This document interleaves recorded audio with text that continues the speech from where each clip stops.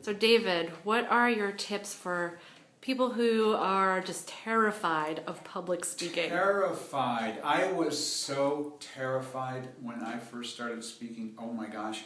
I remember my icebreaker, and my fingers were white from gripping the podium. It was brutal. And it's just a matter of speaking. That's why Toastmasters is so great, because it gives you a chance to speak in front of a welcoming, encouraging audience that can help you get better. And it's so much better to come and do those early speeches, those early experiences among friends, among other people who are also trying to learn, than it is to go up on some stage somewhere or give some best man's or maid of honor toast at some wedding where you go, oh my gosh, and just you get experience. And for me, it was all about just getting lots and lots of experience. I was in a Toastmasters, I co-founded a Toastmasters club in Tokyo a long time ago, 24 years ago. And I was in that club for about 5 years, and it was hugely important for me to build the fundamentals that I use now when I speak, and I speak almost every week now. I've delivered probably, 600-700 presentations in my life. So what are your tips for taking a presentation that someone's getting ready to present and making it a great one? Yeah, I think of it a lot like a novel. Okay, so I've written a novel. My first book was a novel. And nonfiction books are different because they don't need to work on every element. A novel has to work with every element. And a really good speech needs to work on so many levels. So when you think about it from a novel perspective, there's character, there's story, there's setting, there's plot, there's conflict, there's dialogue.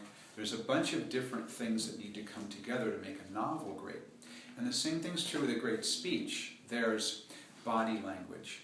There's the speech itself, the words you use. If you're using visuals, there's how the visuals are doing. There's things like, where do you stand? There's things like pauses, because a pause can add such drama to a speech. And all of those elements coming together make a great speech. So I still work with a speaker coach. His name is Nick Morgan. And I will work with Nick on a particular aspect of my speaking. And one of my problems still as a speaker, even after 25 years of speaking, is I have what's called happy feet. And I move around on the stage, and I'm constantly moving. And in a way it's good because I'm showing energy, but in a way it's bad because it's distracting. Energy is good, distracting is not. So what I'll often do is, on a particular speech I'm delivering, even in a professional setting, even when I'm getting paid to speak, I'll consciously work on a particular aspect of my speaking. And I've delivered enough times that I'm confident in a number of different levels, and I'll just say, okay, this is the speech and I'm going to nail my feet. I'm not going to do happy feet. Or this is the speech that I'm going to add more dramatic pauses. And so working on one element in a particular speech for me has proven to be very helpful. Once you get the basic experience of having delivered some speeches, and you want to take it further. Great. Thank you so much. Any final pleasure. I'm looking forward to coming to a meeting at some point soon. Awesome. Thank you.